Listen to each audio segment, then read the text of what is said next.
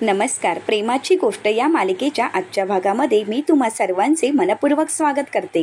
आजच्या भागामध्ये आपल्याला पाहायला मिळतं मिहिरा ऑफिसमध्ये असतो आणि मिहिकाला फोन करत म्हणू लागतो, मिहिका अगं मी तुला सांगितलं आहे ना, दादूस ऑफिसमध्ये अजून आला नाहीये, तू मला किस दे ना. तर मिहिका म्हणते, नाही मिहिर, तू खूप बेशरम होत चाललायस, मी तुला किस वगैरे काही देणार नाही.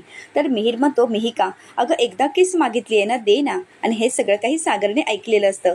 तर मिहिर म्हणू लागतो, मिहिका अगं एकदा किस दे प्लीज. तर सागर मिहिरला भानावर आणतो. तर मिहिर म्हणतो, मिहिका मी तुला नंतर फोन करतो. तर मिहिका म्हणते, असा काय हा माणूस आता तर माझ्याजवळ किस मागत होता. तर सागर मिहिरला म्हणू लागतो, मिहिर हेच महत्त्वाचं काम सुरू होतं का, माझ्याशी खोटं बोलतोयस का. मिहिर म्हणतो, नाही दादूस. तर सागर म्हणतो, मग काय, तुला तर आता मिहिकाकडून किस हवी होती ना. तर मिहिर म्हणतो, काय चुकलं दादूस माझं, सांग ना. अरे आजपर्यंत आम्ही एवढी वर्ष एकमेकांना ओळखत होतो, आता आमचं लग्न ठरलं आहे, मग एक किस मागितली त्यात काय आहे सांग ना. आणि त्यात काही अवघड आहे का. प्रेमाची खरी सुरुवात तर किसपासूनच होत असते. अरे ज्या व्यक्तीवर आपण मनापासून प्रेम करतो, ज्या व्यक्तीला आपण खूप आवडतो आणि जी व्यक्ती आपल्याला मनापासून आवडते, तिला किस करताना जे काही समाधान मिळतं ना, ती फिलिंग खरंच खूप वेगळी असते. तुला तर माहीतच असेल. सागर मात्र मिहिरच्या बोलण्याकडे लक्ष देऊन ऐकत असतो. मात्र सागर काहीच बोलत नसतो आणि त्याच वेळी मिहिकाचा मिहिरला फोन आलेला असतो. तर मिहिर म्हणू लागतो की तिचाच फोन आहे. तर सागर म्हणतो, ठीक आहे. तर मिहिर म्हणतो, दादूस मी थोडंसं बोलून येऊ का. सागर म्हणतो, ठीक आहे जा बोल. असं म्हणत सागर मिहिरला बोलायला पाठवतो. मिहिर तिथून गेल्यानंतर सागर मनाशीच म्हणू लागतो, खरंच हे इतकं महत्त्वाचं आहे का. नाही म्हणजे याआधी माझ्या आयुष्यामध्ये हा क्षण होऊन गेला आहे, परंतु मुक्ताबरोबर मी हा क्षण कधी अनुभवलाच नाही. मी कसा विसरलो. मुक्ताच्याही काहीतरी अपेक्षा असतीलच ना, त्यांच्याही गरजा असतीलच ना. नवरा म्हणून मी त्यांचा विचारच केला नाही. मी किस करायला हवं होतं का, परंतु कसं करू.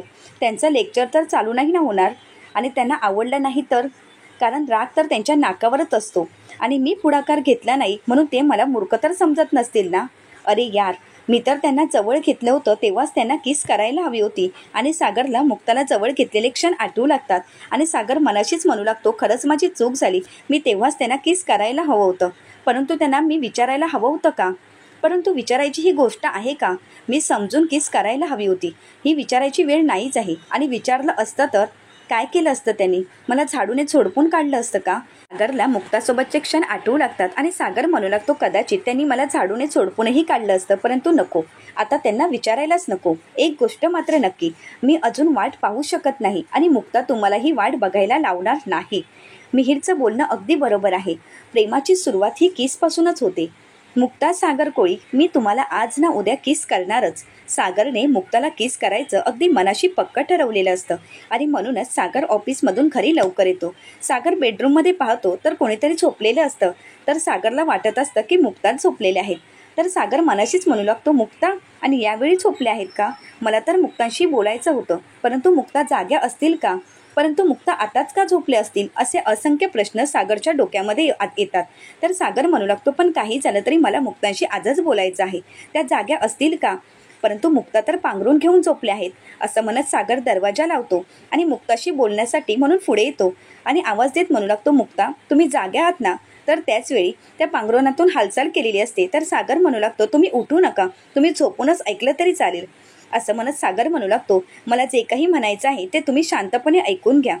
ज्या गोष्टीबद्दल मी जे काही बोलणार आहे ते माझ्या आयुष्यामध्ये घडून गेलं आहे, परंतु आपल्या नात्यात ही गोष्ट कधीच घडली नाही आणि एवढी नाजूक गोष्ट आपल्या नात्यामध्ये घडायला हवी होती. म्हणजे मला तरी असं वाटतं आहे की आपल्या लग्नाला इतके दिवस झाले, नवरा म्हणून तुमच्याही काहीतरी अपेक्षा असतीलच ना. मला जाणीव आहे याची, परंतु मला असं वाटत होतं की माझ्या हातून काही चूक तर होणार नाही ना, म्हणून मी शांत होतो.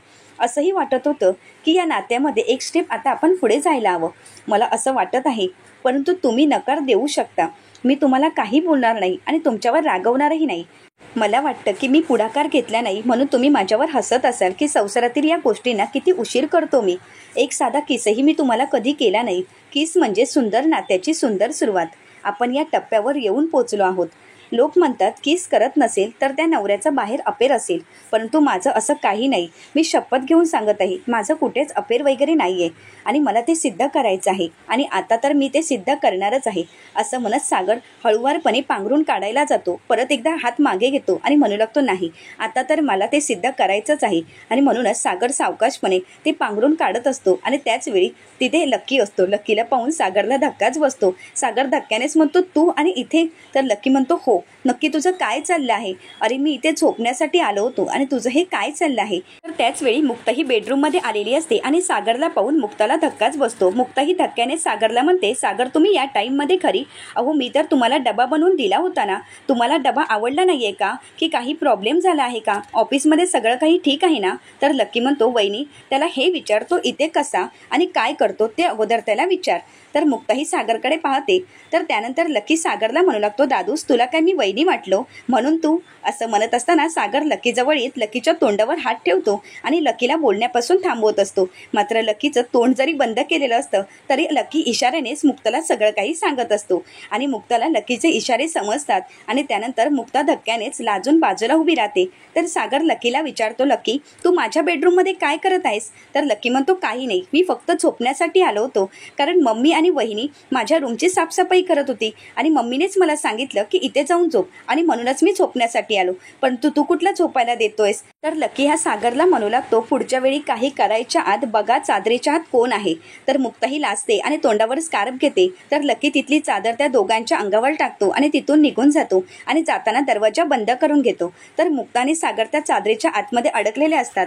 तर सागर मुक्ताकडे प्रेमाने पाहू लागतो. तर मुक्ताने तोंडावर स्कार्फ घेतलेला असतो. तर सागर प्रेमानेच मुक्ताचे तोंडावरचे हात आणि स्कार्फ बाजूला करतो आणि मुक्ताकडे पाहू लागतो.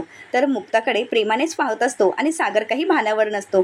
तर मुक्ता ही भानावर येत सागरला म्हणते, सागर हे काय चाललं आहे? असं म्हणत मुक्ता ती चादर बाजूला करते आणि तिथून निघून जात असते. मात्र जात असताना मुक्ताच्या हातातील स्कार्फ मुक्ताच्या कानात अडकलेला असतो आणि इयरिंग्सला अडकल्यामुळे मुक्ताला खूप दुखत असतं. तर मुक्ता ही सागरला म्हणू लागते, सागर.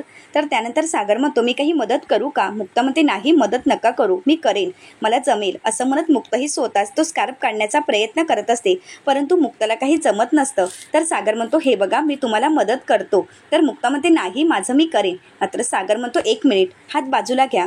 असं म्हणत मुक्ताला शांत उभं राहायला सांगतो आणि त्यानंतर मुक्ताच्या गालावरचे केस बाजूला करतो आणि ते इयरिंग्स मधला स्कार्फ काढून देतो. तर मुक्ता ही सागरकडे पाहू लागते. तर सागर म्हणतो, काय बघताय? तुम्हाला काय वाटलं सर्व गोष्टी तुम्ही एकट्याने करू शकता? मुक्ता म्हणते, मी करू शकते. तुम्हाला काय वाटतं मी काहीच करू शकत नाही का? आजची स्त्री आहे, मी काहीही करू शकते. असं म्हणत मुक्ता तिथून निघून जात असते. तर सागर मुक्ताचा पदर पकडतो. मुक्ता मागे वळून पाहते तर सागरने पदर पकडलेला असतो. मुक्ता ही प्रेमाने सागरला म्हणू लागते, सागर पदर सोडा, कोणीतरी येईल. तर सागर म्हणतो, येऊन देत ना. तर मुक्ता म्हणू लागते, मम्मी येतील. सागर म्हणतो, येऊन देत. तर त्यानंतर मुक्ता म्हणू लागते, सईने बघितलं तर तिला काय वाटेल? सागर म्हणतो, वाटून दे, काही वाटणार नाही. असं म्हणत सागर मुक्ताच्या जवळ येऊ लागतो. मुक्ता म्हणू लागते, सागर तुम्ही हे काय करताय? तर सागर म्हणू लागतो, काहीच नाही. तर मुक्ताला सागर म्हणू लागतो, की काय म्हणत होता? इंडिपेंडंट वुमन्स, स्वतःला स्वावलंबी समजता का? मुक्ता म्हणते, आहेच, मी स्वावलंबी आहे, मी माझं मी करू शकते. तुम्हाला काय वाटतं मी काहीच करू शकत नाही? तुम्ही जे करू शकता ते मी करू शकते. सागर म्हणतो, खरंच? तर मुक्ता म्हणते, हो, खरंच मी करू शकते. तर सागर पुन्हा एकदा मुक्ताला विचारतो, मुक्ता नक्की करू शकता ना? अजूनही सांगा. तर मुक्ता म्हणते, हो, मी काही करू शकते. तुम्ही जे करू शकता ते मीही करू शकते. सागर म्हणतो, ठीक आहे. असं म्हणत सागर मुक्ताच्या जवळ जातो आणि मुक्ताचे गालावरील केस बाजूला करतो. मुक्ता म्हणते, सागर काय करताय तुम्ही? सागर म्हणतो, काहीच नाही. आता मी जे करणार ते तुम्हाला करायचं आहे. मुक्ता म्हणते, ठीक आहे, तुम्ही जे सांगाल ते मी करायला तयार आहे. बघा मी करून दाखवेनच. सागर म्हणतो, नक्की ना? मुक्ता म्हणते, हो, नक्की. तर त्यानंतर सागर मुक्ताच्या जवळ येत मुक्ताच्या गालावर किस करतो. तर मुक्ता आश्चर्याने सागरकडे पाहू लागते. तर सागरही मुक्ताकडे पाहतो. मुक्ता विचारते, हे काय आहे? सागर म्हणतो, काहीच नाही. आणि त्यानंतर सागर मुक्ताला म्हणतो, आता बोला, मी जे केलं ते तुम्ही करू शकता का? त्याच फिलिंगने आणि त्याच फिलिंगने मला हवं आहे. मी जे काही दिलं ते, मी त्या गोष्टीची वाट पाहत आहे, परंतु तुम्हाला वाटत असेल तर. तर मुक्ताही प्रेमाने सागरकडे पाहू लागते. तर सागरा मुक्ताला म्हणू लागतो, या जे मी केलं ते करून दाखवायला. मात्र मुक्ता ही सागरजवळ पाहत असते, ती काहीच बोलत नाही. तर सागरा मुक्ताला म्हणू लागतो, मी वाट बघेन. असं म्हणत सागर तिथून निघून जातो. सागर निघून गेल्यानंतर मुक्ता ही आपल्या गालाला हात लावून सर्व क्षण आठवू लागते. सागरने आपल्या गालावर किस केली हे सर्व क्षण मुक्ताला आठवू लागतात. मात्र त्याच वेळी इंद्राताई मुक्ताच्या समोर येऊन उभ्या राहतात आणि मुक्ताला विचारतात, काय झालं? अगं सगळं आवरायचं आहे ना, कपडे भांडी सगळं काही तसंच आहे. आणि तुला जर ऑफिसमधून फोन आला, तुझ्या क्लिनिकमधून फोन आला तर तू निघून जाशील, मग सगळी कामं काही सासूने आवरायची? तर मुक्ता म्हणते, हो. तर इंद्राताई विचारतात, काय? तर मुक्ता म्हणते, नाही मी आवरूनच जाईल. आता तुम्ही क्लिनिकला जायचं म्हणत होता ना, मी जाते आणि क्लिनिकचं आवडते. तर इंद्राताई म्हणतात, अगं क्लिनिकचं नाही, घरातलं आवरायचं आहे. तर मुक्ता म्हणते, मी तेच म्हणाले. इंद्राताई म्हणतात, काय? तर मुक्ता म्हणते, हो मी तेच म्हणाले ना. तर मुक्ता त्यानंतर भानावर येते आणि मागे वळून हसू लागते आणि स्वतःला सावरते. तर इंद्राताई म्हणू लागतात, काय चाललंय ह्या पोरीचं? हिचं लक्ष कुठे आहे आणि काय वागत आहे? इंद्राताई मुक्ताचा विचार करू लागतात. तर दुसरीकडे पाहायला मिळतं, इंद्राताई स्वातीला म्हणू लागतात, बरेच दिवस झाले ग, मला शेवंताच भेटली नाही. तर स्वाती म्हणू लागते, अगं ते सोड, तू जुई रांगायला लागली आहे. तर इंद्राताई म्हणतात, खरंच? आता एक काम करूया, आपण तिला हॉलमध्ये घेऊन येऊया आणि हॉलमध्येच ठेवूया, म्हणजे ती इथे रांगत असताना आपल्याजवळ पाहिल आणि रांगायलाही शिकेल. तर सर्वजण खूप खुश असतात आणि मुक्ताही किचनमध्ये जेवण बनवत असते. तर सागरचा लक्ष मात्र मुक्ताजवळच असतो आणि सागरा मुक्ताकडे प्रेमाने पाहू लागतो आणि मुक्ताला इशाऱ्यानेच गालावर हात ठेवून दाखवू लागतो की किस करायची. तर मुक्ताही सागरकडे पाहते आणि लाजू लागते. सागर इशाऱ्यानेच मुक्ताला आठवण करून देण्याचा प्रयत्न करत असतो, मात्र मुक्ताही लाजत असते. सागरही मुक्ताकडे प्रेमाने पाहतो तर मुक्ताही सागरकडे. मुक्ताही जेवण बनवत असते, मात्र सागरचं काही कामात लक्ष नसतं, त्याचा लक्ष फक्त मुक्ताजवळच असतो. तर पुढील भागामध्ये आपल्याला पाहायला मिळतं, सर्वजण हॉलमध्ये असतात, मात्र मुक्ता काही भानावर नसते. ती सागरकडे प्रेमाने पाहत सागरच्या जवळ येऊ लागते. तर सर्वजण मुक्ता आणि सागरकडे पाहू लागतात. तर कोमल, इंद्राताई, स्वाती सर्वजण तिथे असतात. तर मुक्ताला मात्र काहीच भान नसतं. मुक्ता ही सागरकडे येते आणि सागरच्या गालावर नकळतपणे किस करते आणि मुक्ताने सागरच्या गालावर किस केलेली पाहून सागरलाही धक्का बसतो. तर इंद्राताई, स्वाती, कोमल आणि तिथे सई असते. सर्वजण धक्क्यानेच मुक्ताकडे पाहू लागतात. सर्वांनाच मुक्ताच्या या वागण्याचं आश्चर्य वाटलेलं असतं आणि मुक्ता त्यानंतर रूममध्ये निघून जाते. तर सई ते पाहून हसू लागते.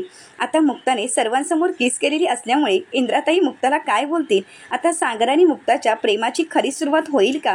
हे पाहण्यासाठी चॅनलला नक्कीच सबस्क्राईब करा. व्हिडिओ आवडल्यास व्हिडिओला लाईक करा आणि व्हिडिओ पाहिल्याबद्दल तुम्हा सर्वांचेच मनपूर्वक धन्यवाद.